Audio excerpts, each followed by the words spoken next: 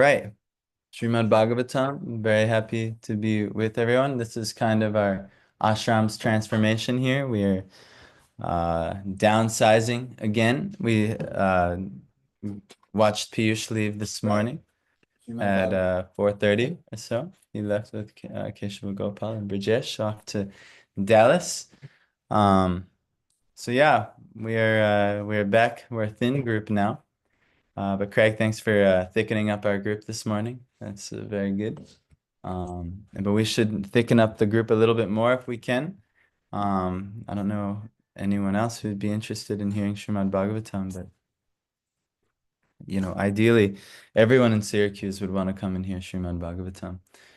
There's, this is important. It's one of the five important things that should be done every day. Nam Sankirtan, chanting of the holy names has to be there. Both japa and kirtan every day has to be there. Archana, some form of deity worship.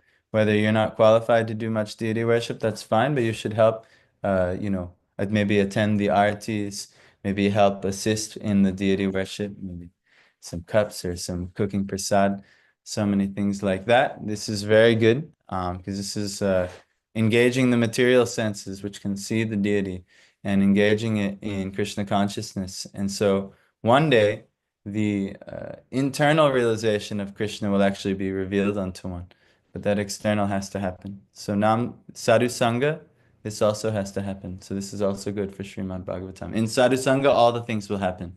If you don't do Sadhu Sangha, maybe some of the things will happen.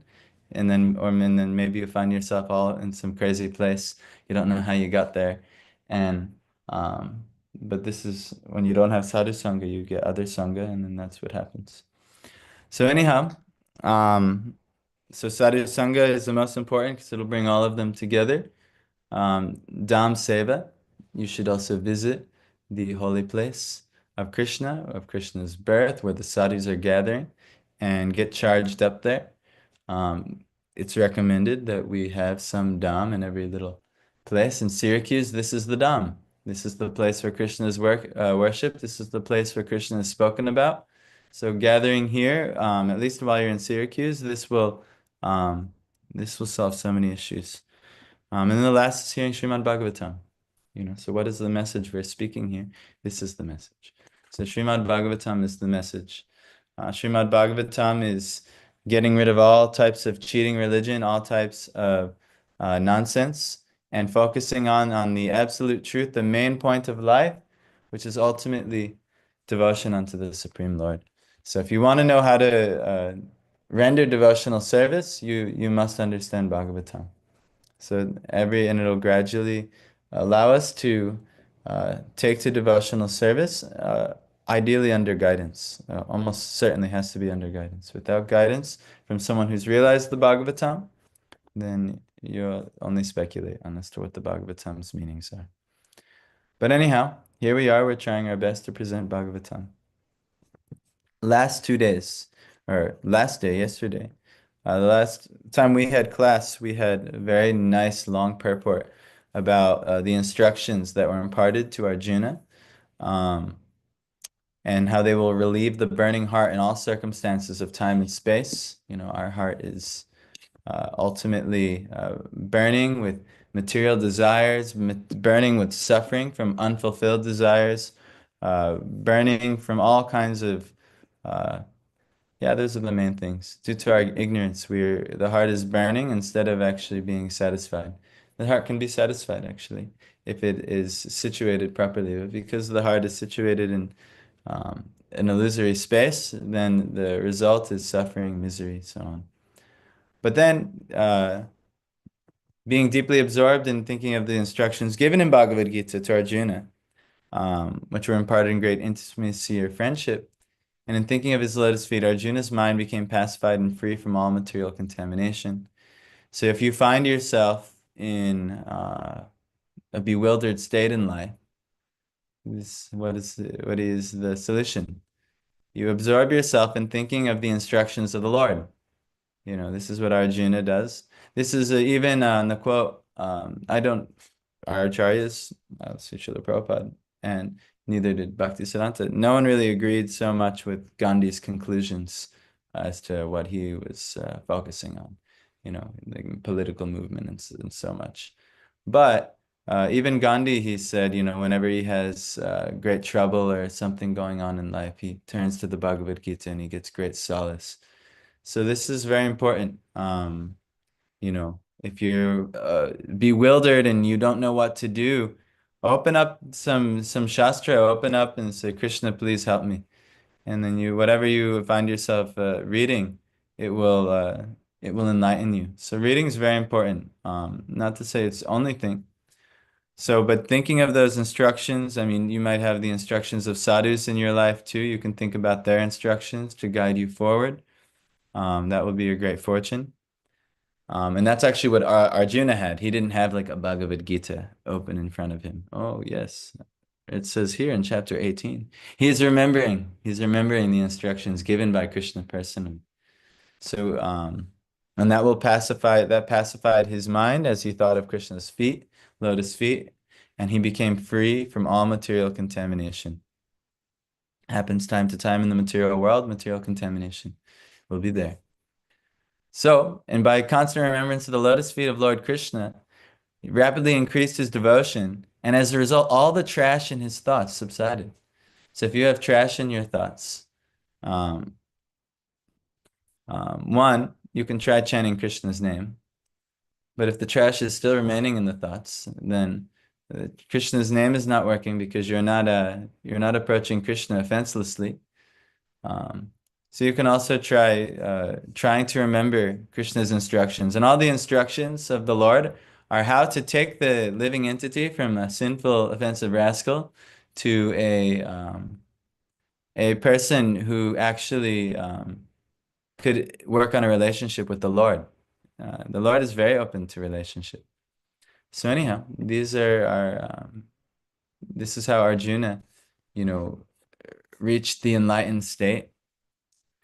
Even in a very difficult time, the Yadu dynasty all just left in a very tragic way. Maybe that will be detailed actually right now, maybe. But we'll go and get into the Bhagavatam. Gitang Bhagavata Gyanang Gitang Bhagavata Jnanam Yatat Sangrama Murdani Tatsangrama Modani Kalakarma Tamorudhang Kalakarma Tamorudam Punaradhyagamat Prabhu Naradhyagamat Prabhu Gitam, instructed, Bhagavata, by the personality of Godhead. Jnanam, transcendental knowledge. Yat, which tat, that. Sangrama Murdani, in the midst of battle. Kala karma, time and actions. Tamarudham, enwrapped by such darkness. Puna Adyagama, revive them again. Prabhu, the Lord of his senses. Because of the Lord's pastimes and activities, and because of his absence, it appeared that Arjuna forgot the instructions left by the personality of Godhead. But factually, this was not the case, and he became Lord of his senses. Purport: a conditioned soul is enwrapped in his fruitive activities by the force of eternal time. But the Supreme Lord, when he incarnates on the earth, is not influenced by Kala, or time, or the material conception of past, present, and future. The inactivities of the Lord are eternal, and they are manifestations of his Atma Maya, or internal potency. All pastimes or activities of the Lord are spiritual in nature, but to the layman they appear to be on the same level with material activities. It so appeared that Arjuna and the Lord were engaged in the battle of Kurukshetra, as the other party was also engaged. But factually, the Lord was executing his mission of incarnation and association with his eternal friend Arjuna. Therefore, such apparently material activities of Arjuna did not drive him away from his transcendental position, but on the contrary, revived his consciousness of the songs of the Lord, as he sang them personally. The survival of consciousness is assured by the Lord in the Bhagavad Gita 1865 as follows. Actually, the most important instruction is this. Manmana bhava madbhakto madhyaji mang namaskuru mame vaishyasi satyang te pratijane priyosi me. One should think of the Lord always. The mind should not forget him. One should become a devotee of the Lord and offer obeisances unto him. One who lives in that fashion becomes undoubtedly endowed with the blessing of the Lord by achieving the shelter of his lotus feet. There is nothing to doubt about it, this eternal truth. Because Arjuna was his confidential friend, the secret was disclosed to him. Arjuna had no desire to fight with his relatives, but he fought for the mission of the Lord. He was always engaged in the execution of his mission only, and therefore, after the Lord's departure, he remained in the same transcendental position, even though it appeared that he forgot all the instructions of the Bhagavad Gita. One should therefore adjust the activities of life in pace with the mission of the Lord. And by doing this, one is sure to return back home, back to Godhead. This is the highest perfection of life. So we should understand what the mission of the Lord is, and then we should adjust our life accordingly, um, so that it's in pace with the mission of the Lord, that it's supporting the mission of the Lord. So what's the mission of the Lord here in Kali Yuga? Yes, Harinam Sankirtan. Lord Chaitanya is giving this spreading of the Hare Krishna mantra, the spreading of the teachings of Krishna, the worship of Krishna, uh, Bhajo Krishna, worship Krishna, Bolo Krishna, chant Krishna, and Koro Krishna Shiksha, follow Krishna's instructions. So the pace, so the mission of the Lord is to bring Krishna to people. So what can we do to assist that? That should be the main goal of life, actually. What can we do to assist the Lord in his spreading mercy? Because that's what he's doing, actually. In every time, place, and circumstance, there's a suitable incarnation to give the Lord's mercy. The incarnation in this age is actually Nam Prabhu, giving the holy name to people. What can we do to give the holy name to them? What can we do to give them Krishna's instructions? What can we do to have them participate in the Sankirtan movement, whether it's just giving some prasad, whether it's inviting them, participating in the programs at your local center, and so on, inviting others. So what can we do? This is the mission of the Lord. This is what we can do. This is it. We're trying to do what we can do, and you guys are here also trying to do what you can do. But we can see if we can do more. So let's read the next thing. Vishoko Brahma Sampatya Soko Brahma Sampatya. Sanchina Dvaita Sangshaya Advaita Samshaya. Lina Prakriti Nair Gunyad Lina Prakriti Naigunya. Alingatvara Sambhavaha Lingatvada Sambhavaha. Vishoka, free from bereavement. Free from bereavement. Brahma Sampatya, by possession of spiritual assets. Sanchana, being completely cut off. Dvaita or Dvaita Sangshaya, from the doubts of relativity. Lina, merged in. Prakriti, material nature. Nair Gunya, due to being in transcendence.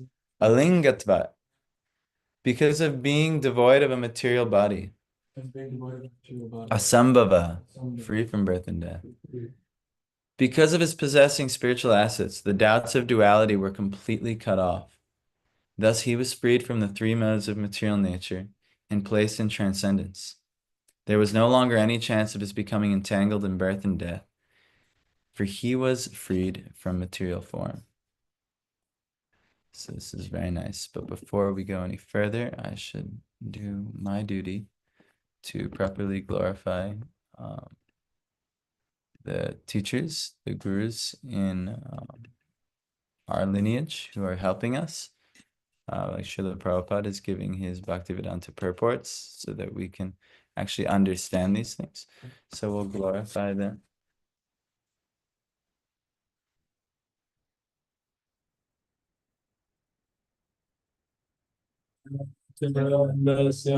Dhananjana Shalakaya Chakshurmilitanena Tasmai Shri Gurave Namaha Shri Chaitanya Manobishtam Shapitam Yena Bhutale Svayam Upakaramayam Dati Svapadantikam Vandeham Shri Guru Shri Uta Parakamala Shri Guru Vaishnavanscha Shirupang Sagrajatang Sahagana Raghunatham Vitang Tang Sujivang Sadvaitang Savadutang Parijana Sahitam Krishna Chaitanya Devang Shri Radha Krishna Pada Sagana Lalita Shri Shakamitangscha He Krishna Karuna Sindhu Dinabandhu Jagatpate Gopesha Gopika Ganta Radha Kanta Namostute Tapta Kanchana Gaurangi Radhe Vrindavaneshwari Vishwavani Sute Devi Pranamami Hari Hari Vanshakapasurgascha Krivasinubhemacha Patitanam Pavanebhyo Vaishnavebhyo Namo Namaha Jai Shri Krishna Chaitanya Prabhu Nityananda Advaita Gadadhara Sivasari Gaur Bhaktivinoda Hare Krishna, Krishna Krishna, Hare Hare, Hare Rama, Rama Rama, Hare Hare. Srimate Bhaktivedanta Swamini Namine Namaste Saraswati Devi Pujari Shesha Pari Pashatari Shatari.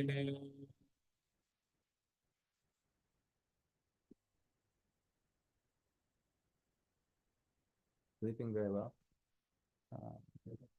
What's that? Yeah, maybe 4 hours a night or something these past few, maybe the past week almost for me. But somehow or other I'm getting up. And yeah. Okay.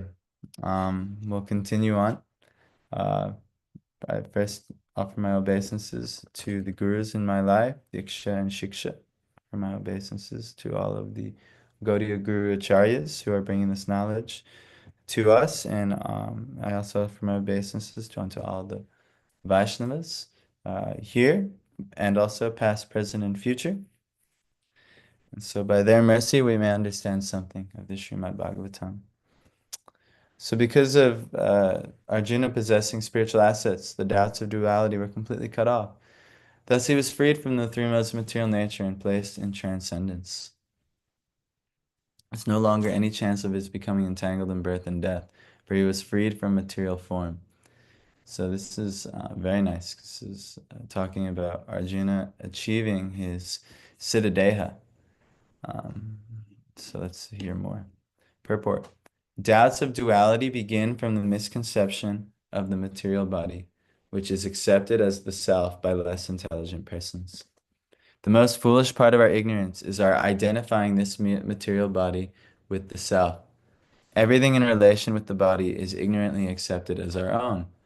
Doubts due to misconceptions. Oh, sorry. Doubts due to misconceptions of myself and mine. In other words, my body, my relatives, my property, my wife, my children, my wealth, my country, my community, and hundreds and thousands of similar illusory contemplations cause bewilderment for the conditioned soul.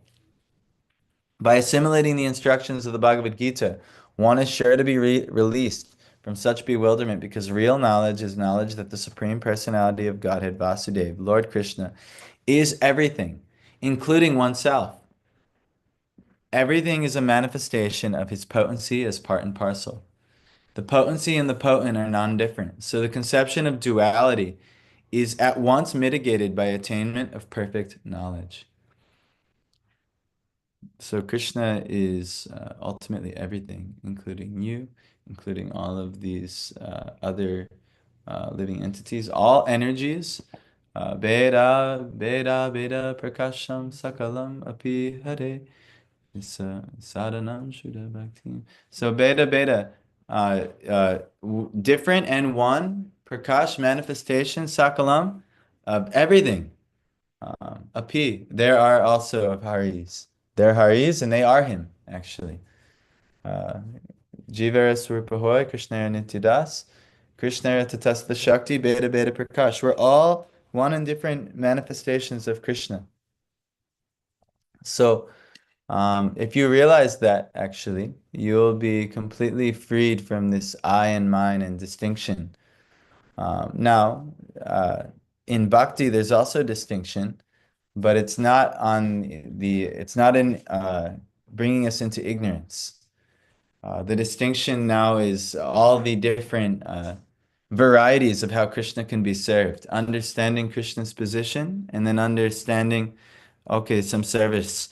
And as the relationship builds and builds and builds, then it'll get sweeter and sweeter and sweeter. And then your service to Krishna will get sweeter, and you might even become so sweet you forget that Krishna is God altogether. That is possible. That's actually said what does happen for those who are very advanced in Krishna service. But first, you have to understand the existence of God. From our position, we've turned away from God. This is the where the doubts of duality begin. The misconception of the material body, under misconception of understanding who we are and who God is and what's really worth doing. So what do? We focus on the body. We might focus on sense pleasure, the tongue, the belly, the genitals, the following the desires of the mind. The mind is just all it is doing is it's playing imprints of how you once enjoyed in your infinite time in the material world. So sometimes we get a thought, oh, like for men, oftentimes women might invade the thoughts. So if that happens, I mean, at least when you're a young man, I mean, Craig, when you're older, who knows? Maybe it's still there, maybe it's not. I don't know. I have no memory of being old in my previous lives. But yes, it's all just memories of ways that you've enjoyed in the past life. And so you're now trying to, oh, we should try again in this life. And then, not understanding who you actually are. One, what actually enjoyment can the soul really get from? It's like taking, your car through a car wash. All the nice scrubby brushes are hitting the car up and things, and you're thinking, yes, this'll give me so much pleasure. We get some nice massage or this things like that. But this is actually not has nothing to do with the soul. The worst part of this is actually it does give some small pleasure. It does give a flickering amount of pleasure. But that flickering pleasure turns to suffering very soon after. So, um, where are we? Where did I stop? Here? Oh, including oneself. Everything is Krishna. Everything is a manifestation of his potency as part and parcel. The potency and the potent are non-different, so the conception of duality is at once mitigated by attainment of perfect knowledge. As soon as Arjuna took up the instructions of the Bhagavad Gita, expert as he was, he could at once eradicate the material conception of Lord Krishna, his eternal friend. He could realize that the Lord was still present before him by his instruction, by his form, by his pastimes, by his qualities, and everything else related to him. He could realize that Lord Krishna, his friend, was still present before him by his transcendental presence in different non-dual energies, and there was no question of attainment of the association of the Lord by another change of body under the influence of time and space. Wow, that's a good purport. So let me just review a few things here. Um, so as soon as Arjuna took up the instructions of Bhagavad Gita, he could at once eradicate the material conception of Lord Krishna. Because a lot of times we might give a material conception of Krishna. Actually, that's entirely what we're doing. We're doing in the beginning. Um, we might, think Krishna is a statue. Oh, this just like the deity form is just a statue. We might think that the name of Krishna, we're humbly trying to chant, hopefully. This is just some sounds, some syllables. I'm chanting, but actually the name of, or not, the name of Krishna is not syllables. The name of Krishna actually is the experience of Krishna. But we can actually have Krishna, experience of Krishna, if Krishna so willingly does. Arjuna is fortunate because he did get to experience Krishna. It's not just theoretical. For us, when we hear Bhagavad Gita, um, because of our own material conception, it will be mostly theoretical to us. Unless somehow or other, someone who Krishna is very, very much present in, or you could say everyone, Krishna is present in everyone, but very much manifesting through his devotee. If they are giving Bhagavad Gita, then we'll actually receive an experience of Krishna in the Bhagavad Gita. We'll receive an experience of Krishna when we hear them chant the holy name. We'll receive an experience of Krishna when we watch them worship the deity or see how they do all these things. That's why we sing every morning the Samsara Dava prayers, the Gaurvashtakam, is because it's glorifying the sadhu, because the sadhu shows how to actually experience Krishna. Actually, Krishna, the sadhu is the form of Krishna taking to reach us. So we have to very much approach sadhu. So, but because Krishna himself personally instructed Arjuna, he was able to remember and he was able to see Krishna everywhere, even though the you could say a prakat form of Krishna had left. Prakat is means manifested to everyone's vision.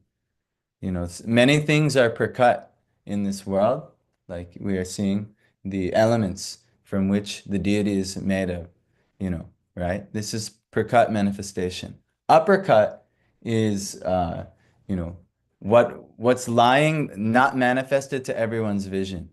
Some devotee who can actually have uppercut realization of Krishna, they can see the deity and they can experience Krishna actually performing pastimes with them, actually. This is very deep. But this is actually, this is what Krishna consciousness is happening at the uppercut level. At the prakat level also, it's happening, but Krishna consciousness, bhajan, is happening at the uppercut level. So this is, it's happening in meditation, actually.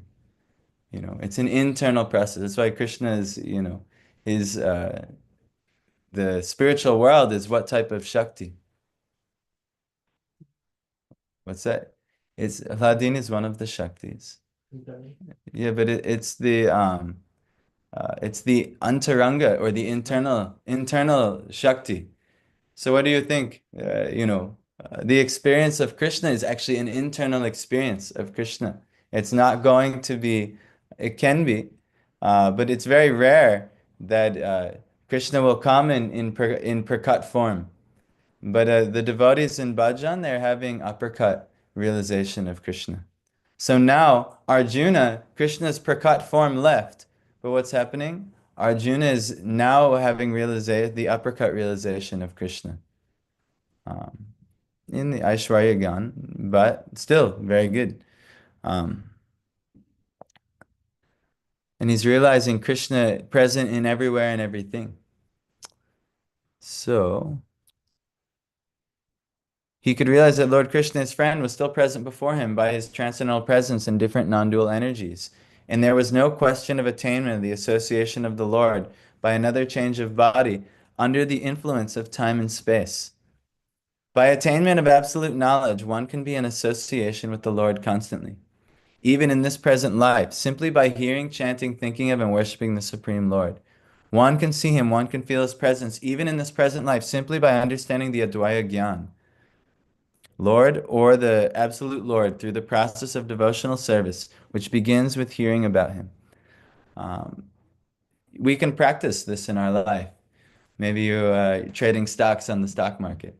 Maybe you are a PhD in the electrical engineering field.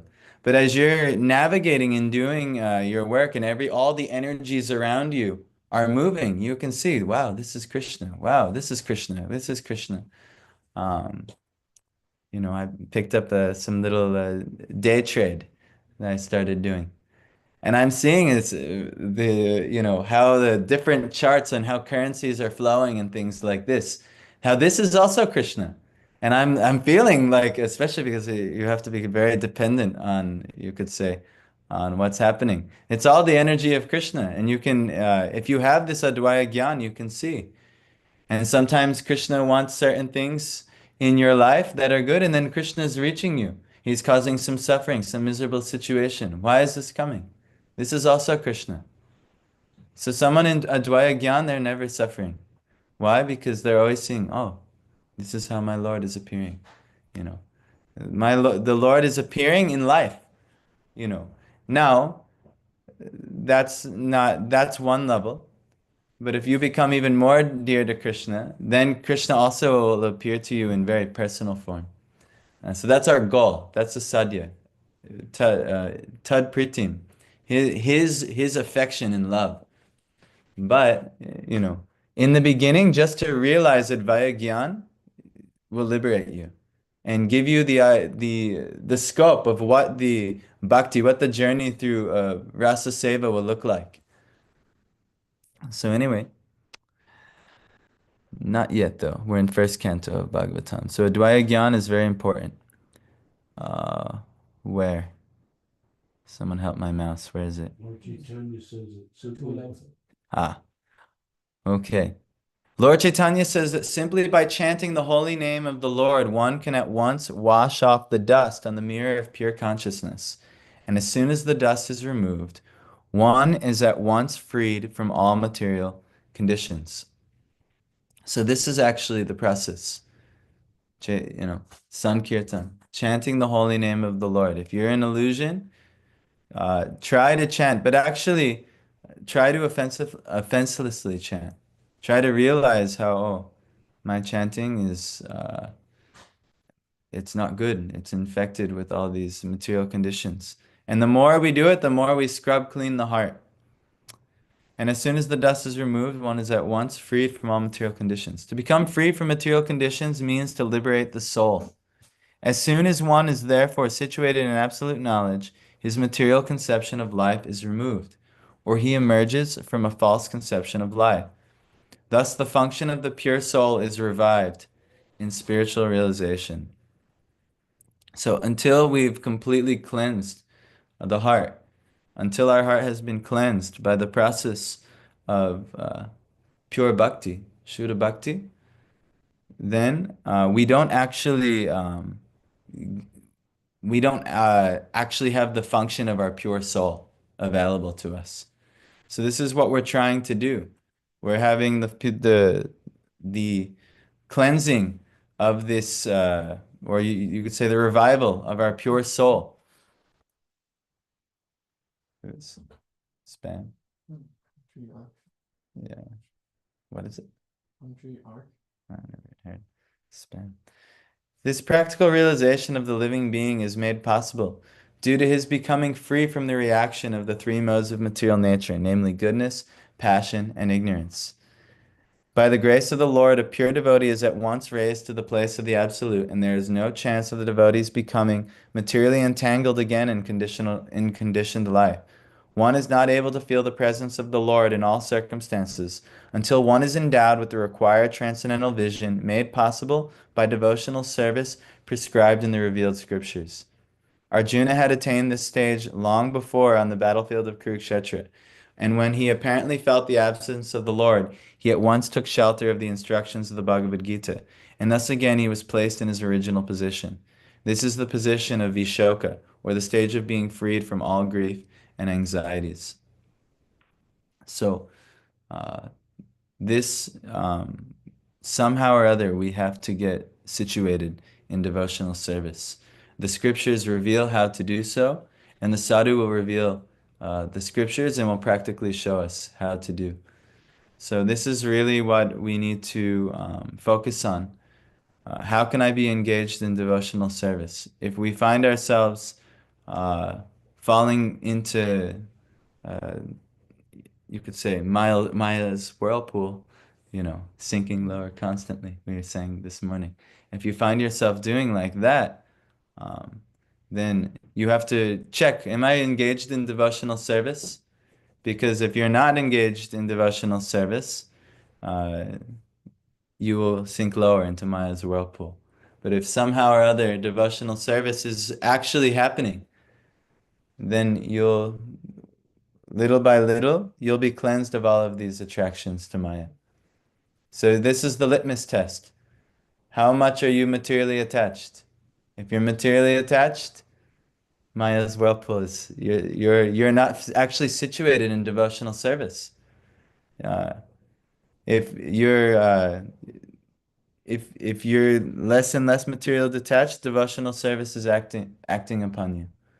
And you'll find it happens over the years. In the beginning, I was so materially attached in my devotional life. Even from when I met my wife to now, we're always remarking how, like, we cannot believe how, materially attached we all were in certain ways. And then now, as years have gone by, how, like, things we once found so much relishment in, we can't even fathom trying to, re-enjoy those types of things. And we've only been doing this for some about 5 years together, 6 years together. So, in such a small amount of time, so much can happen. Now imagine many lifetimes of practicing devotional service, what the effect, the cleansing that will take place. Um, you know, like Arjuna, he can actually associate with Krishna, wants to come and personally associate with him. That's why he comes to this world, to associate with devotees, actually. Certain devotees, he's here to give pleasure. That's his main reason for coming. Then the external reasons are reestablish Dharma and he'll punish the miscreants. These also are there. But the main reason is come to give pleasure to the devotees. Krishna's Rasa Shekhar. He's the connoisseur of ras. Meaning he wants to have all kinds of pleasurable exchanges with his devotees. And why does he want to have pleasurable exchanges with the devotees? What do you think? Is enjoyment. Yeah, but what do you, Keshav Gopal? What? Yes, because that's what the devotee desires. The devotee desires to have enjoyment with Krishna, so Krishna's yes, I'm coming for you. So that's actually it's simple, you don't have to have any, So there's a verse, Krishna Bhakti Rasa Bhavitamati, and then it's Kriyatam Api. Kriyatam yadi kutopi labhyate tatralayam cha mulyang ekalam. No. Basically, Krishna Bhakti Ras, I'll have to revise my verses. But Krishna Bhakti Ras is only available, the only currency is through greed. Even building Sukriti for millions of billions of lifetimes, it's not available. So the only way you get Krishna Bhakti Ras is you have greed. I want to have bhakti with Krishna. I want to exchange relationship with the Lord. That's how you get, then Krishna will facilitate. Oh, I'd love to. So even in the beginning, if you have what's the beginning ras? Actually, there's a foundational ras. What's the foundational ras? Actually, Prabhupada just spoke about it in this verse. Ras is like, Ras is like nectar or juice, but the transcendental pleasure, you could say. So what's the foundational ras? Yes, it is Shantaras, but in what's that? What was explained here? Prabhupada just explained it. There's a realization we have to have.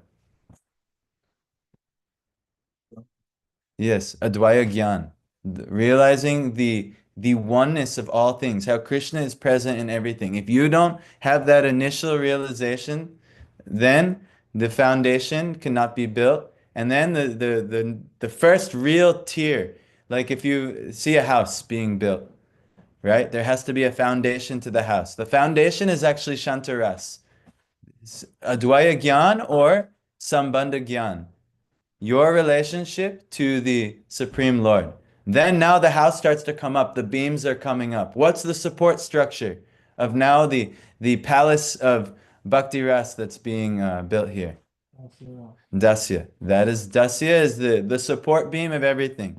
And everything, if now, so this is why when we get initiated, we realize real initiation is having the realization in the heart that I'm Krishna's servant and I'm trying to serve, and this is Krishna's representative.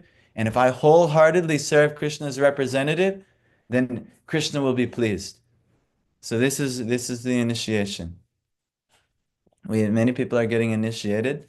Prem Prarajan was telling some nice thing one time that he confidentially his Gurudev, he told him, he's like, I've given initiation to thousands. But only 2 or 4 have actually taken initiation. Diksha. Yeah, Diksha. This is by the word diksha. Because the diksha is really wholeheartedly wanting to serve. Wholeheartedly wanting to serve. And it's so, it's so subtle how the material enjoyment creeps in and tries to distract us from that actual wholehearted devotion. That's what we're looking for. So Prabhupada is saying that somehow or other we have to be engaged in this devotional service, you know. But first, the way you do it is become attracted to it.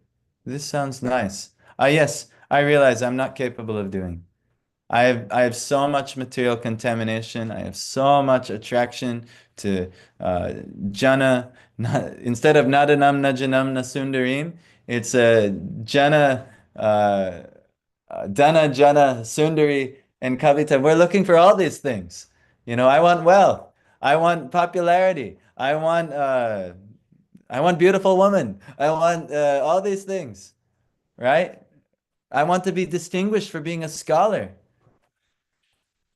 That's right. And it's yeah, but ultimately if you want really bhakti, actually it has to be nadanam, najanam, nasundarim, kavitam va jagadisha kamaye. Oh Lord, all I want, all I desire is janmani, janmanishware, birth after birth. Oh Lord, bhavatad, let there be bhaktir, bhakti, ahaituki, unmotivated. Bhavatad bhaktir, ahaituki, tvai. Unto you, Lord. Don't get distracted with the cute babies. But also, if he becomes a great devotee of the Lord, then that could be everyone's good fortune, actually. We'll see. But anyhow, this is what we're actually trying to accomplish here. And Arjuna, due to his foundation, he was able, even in a very troubling circumstance, it appeared that all of his friends, relatives, loved ones, even Krishna had disappeared. And all a big bloodbath, a war happened, and then Arjuna lost all his power. It's a very difficult situation for him. But due to that underlying Advaya Gyan given in Bhagavad Gita, then Arjuna, everything was rebuilt again, and he was properly situated.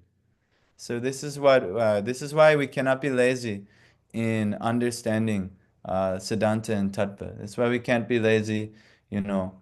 Oh, we don't need Bhagavad Gita anymore. We can go right to the Govinda Lilamrita and all these things. And let me tell pastimes of this, Radha Krishna.